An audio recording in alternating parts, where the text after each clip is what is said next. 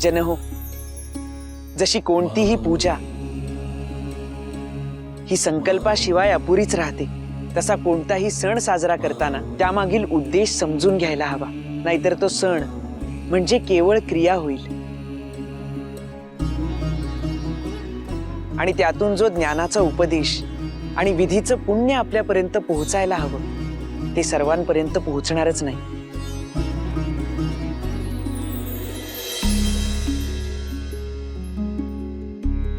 आई, काय करतेय तू?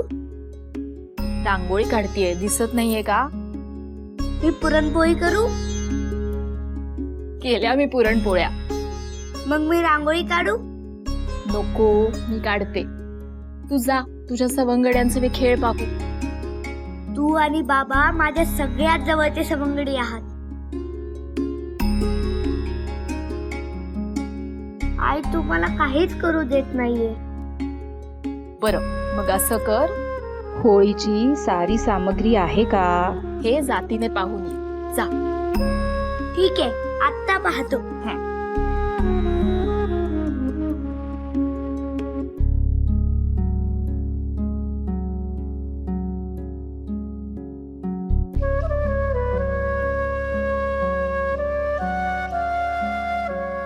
हे काय इतक्यात आलासही? आहे का सारं सामान? काय रे?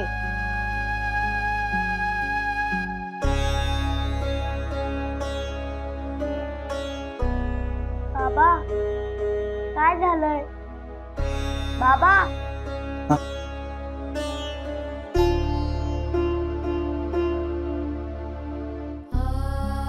काय रे बाळा?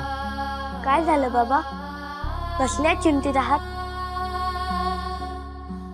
मी काही सहाय्य करू का तुम्हाला?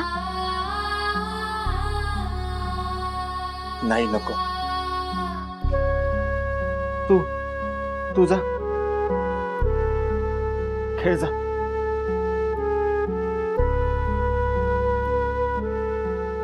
आई, काय झालंय बाबांना? सुख कधी एकटं येत नाही, येताना आपल्या सवे वेदनेची सावली घेऊनच येत। नव्या जन्माबरोबरच तुमच्या मनी नवीन वेदनाही जन्मली आहे। आता या वेदनेचं रोप कोणता आकार घेतं तेच पाहायचं। म्हणजे काही नाही, ये, रांगोळी काढतोस? हो।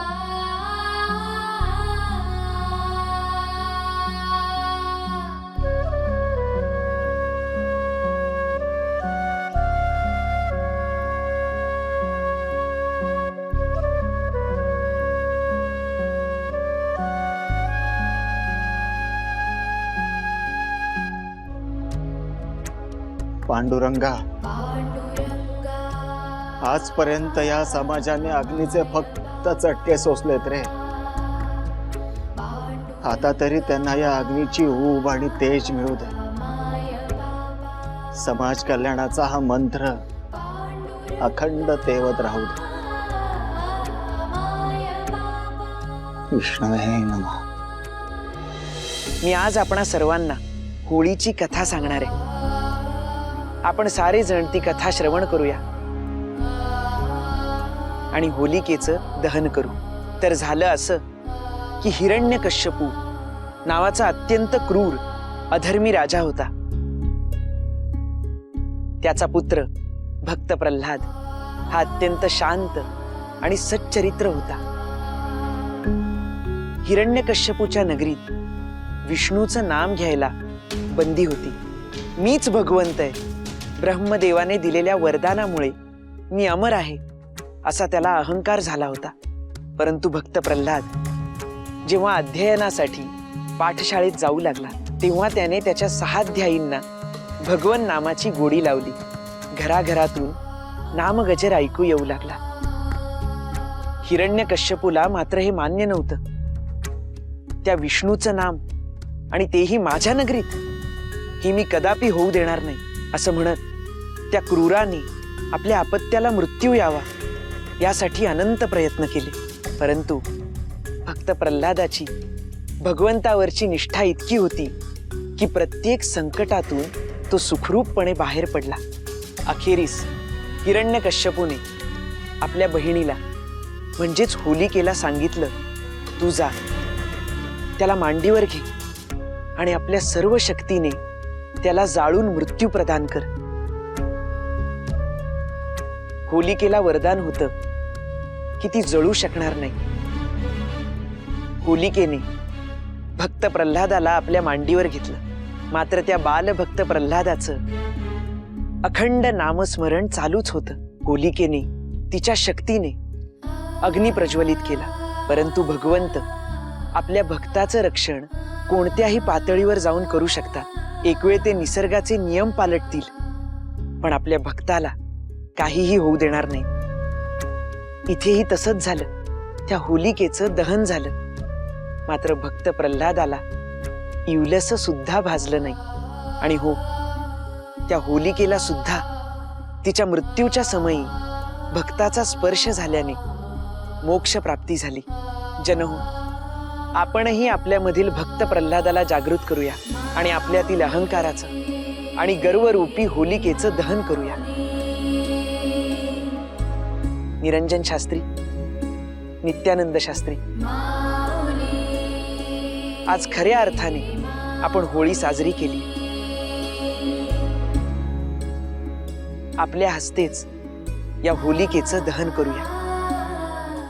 अहो ज्ञानेश्वर, आजवर आम्ही इतकी पातके केली की आता हा मान स्वीकारू शकणार नाही. ज्ञानेश्वरा, आणि आपणही आम्हास असा मान देऊन गावासमोर खजील करू नये. आम्हाला आधीच आम्ही केलेल्या पातकांचा पश्चाताप होतोय. अहो, म्हणूनच आपल्या हातून होलिकेचं आज दहन व्हायला हवं. शास्त्री, कोणत्याही पापी मनुष्याचा पुण्यवान माणसापर्यंतचा प्रवास जेव्हा होतो तेव्हा त्यातली पहिली पायरी असते ती पश्चात्तापाची. आपल्यातील पातकांचे विचार या होलिकेत भस्म करा.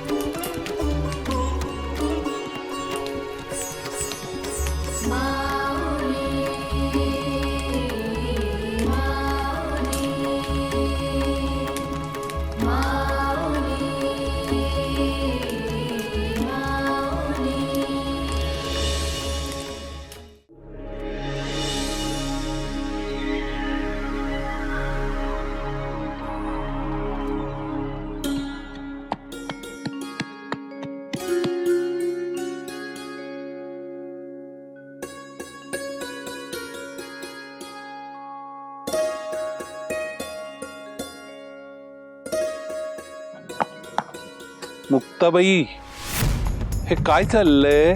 काय कुठे काय काहीच नाही. काय करते मुक्ताबाई, आम्हाला नाही का सांगणार काय चाललंय ते? हो काका, सांगण्यासारखं काय नाहीच आहे. मग काय सांगू? हो, मग हे काय करताय? हे हा, हे तर माझं गुप्त.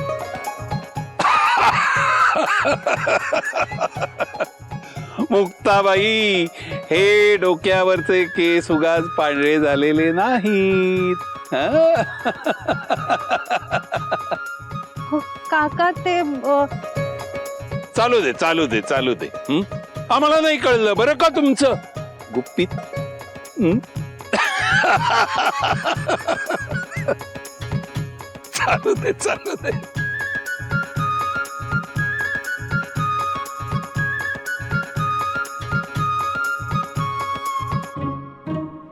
मुक्ते तू पण ना.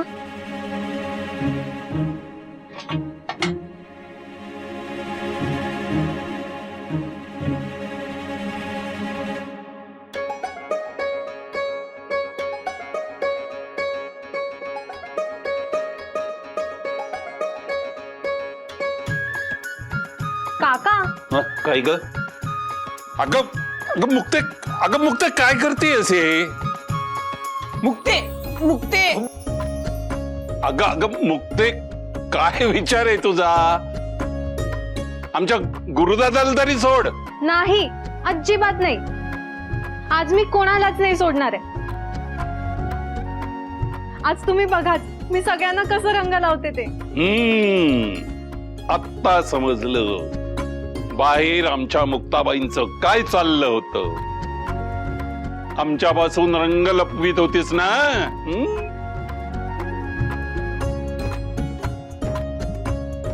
दादा, सोपान दादा कुठे आहे?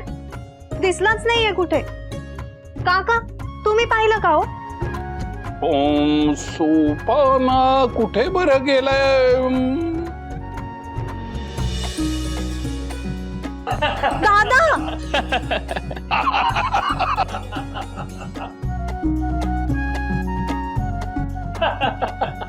काय मुक्ताबाई, तुम्हाला काय वाटलं असं लपून रंग बनवणं आणि अचानक येऊन रंग लावणं केवळ तुम्हालाच जमतं? काय रे दादा, इतर वेळी तर तुला मी आठवण करून द्यायची धुळवडीची. आज बरी आठवण राहिली. तुला ना नक्कीच माझ्या आधी कोणीतरी आठवण करून दिली असेल, हो की नाही काका?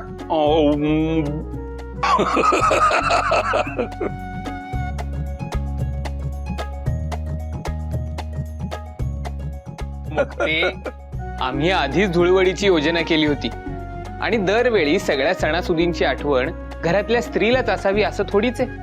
आणि मुक्ते, आम्ही देखील तुझेच भाऊ आहोत, तर थोडा तरी खोडकरपणा आमच्यातही येणारच नाही का?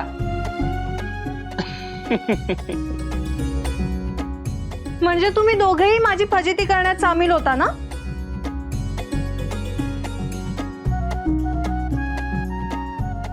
मुक्ते,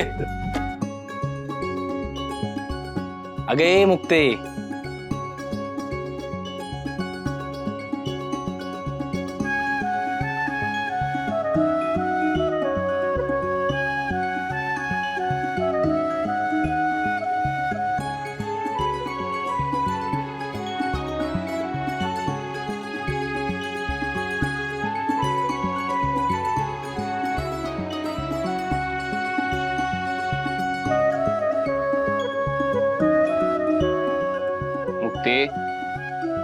हे वेडाबाई, मी काय म्हणतो? दादा हे बघ नाही.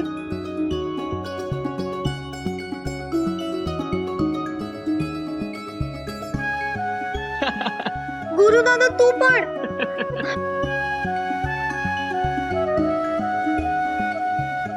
असं आहे तर तुम्ही सारे जण मिळून माझी थट्टा करताय ना?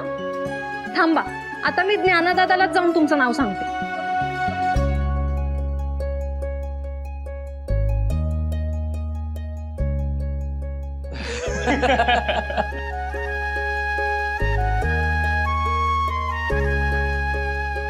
दादा, बरं जाऊ द्या. आज बघा मी कोणासाठीच मांडे रांधणार नाही आणि मला कोणीही समजवायला यायचं नाही, कोणीच नाही. तुझं नाहीच नाही. आता काही तुमचं खरं नाही बुवा.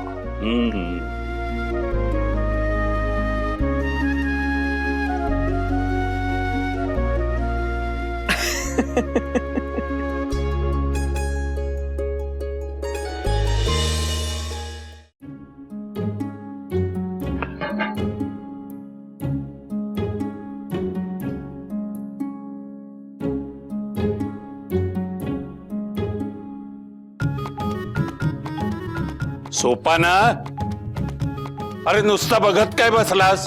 हं? तुझी प्रेमळ, बुद्धिमान, विवेकी बहीण चुलीसमोर बसून एकट्यानेच राबते आणि आपण सगळे बसून तिला काहीही सहाय्य न करता बघत बसलोय. हे तुला शोभतं का? काका आहो ते सोपाना, काका म्हणतायत ते अगदी योग्य आहे. जा मुक्ताला सहाय्य कर जा. मुक्ते, तू समर्थ आहेस हो. तुला कोणाच्याही सहाय्याची काहीही आवश्यकता नाही.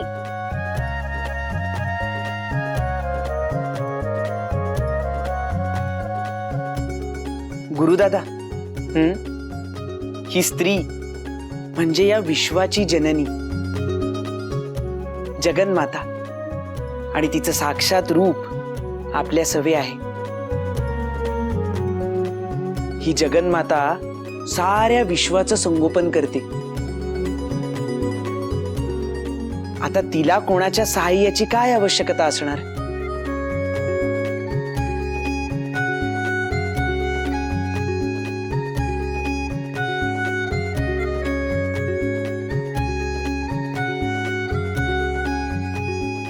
परंतु भक्ताचं मन सेवा केल्याशिवाय कसं तृप्त होईल?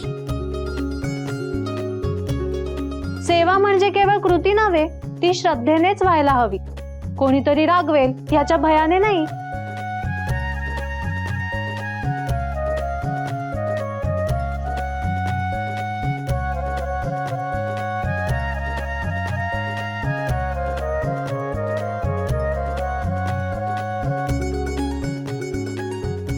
मुक्ते, माझी श्रद्धा आहे बरं.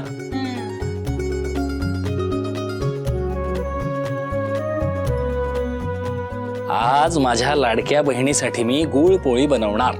मुक्ते, तू आज नुसती समोर बस, स्वयंपाक मी करणार. सोपाना, संवाद दुपारच्या न्याहारीचा चाललाय, रात्रीच्या नाही.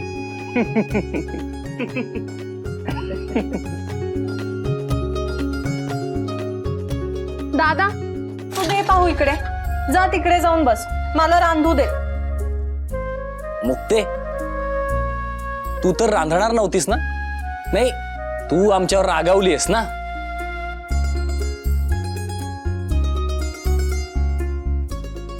अजूनही रागावलेलेच आहे, पण माझ्या रागापेक्षा माझ्या मनी असलेलं ज्ञानादादाचं कौतुक अधिक मोठं आहे.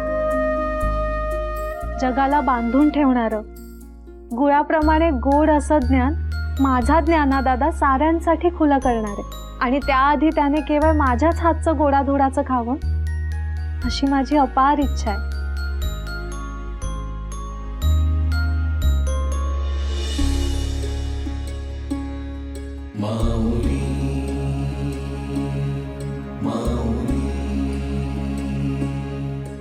ज्ञानाचा प्रसार दृष्टीसमोर ठेवून हा यात्रिक निघालाय. माझ्यासारख्या यात्रिकाला तुझ्यासारख्या शारदेनं गोडाचा घास भरवावा आणि शुभाशीर्वाद द्यावा, याहून मोठं भाग्य ते कोणतं ग?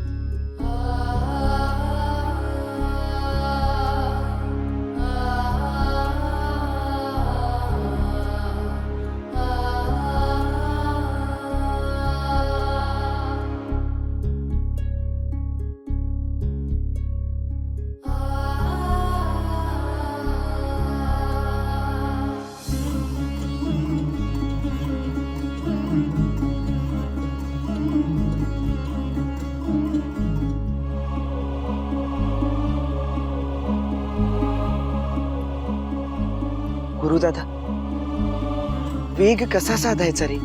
वेग एका बालकाने पाखरू पकडण्यासाठी त्याच्या मागे धावावं, ते पाखरू हाती लागू नये आणि पुढे जात राहावं. हाती काही गवसूच नाहीये अशी गत झालीये माझी. दादा, मनात अनेक विचार येतात आणि ते मी भूर्जपत्रावर लिहायला देखील घेतो, पण तेवढ्यात नवा विचार येतो आणि जुना विचार पुसला जातो. दादा, अरे लेखणीचा आणि विचारांचा ताळमेळच जमत नाहीये रे. मग यावर समाधान काय? समाधान काय हे माहिती नाही, म्हणूनच तर तुला विचारायला आलो ना. याना प्रत्येक समस्येचा उपाय हा दुसऱ्याला विचारायचा नसतो. कधी कधी मार्ग स्वतः शोधायचा असतो. हो दादा, पण चर्चेतून उपाय निघतो ना. तू मला यावर उपाय सुचव ना. कोणाला तरी सवे लेखनाला बसवतोस, तू केवळ सांग, तो उतरवून घे. दादा, सोपानाला विचारू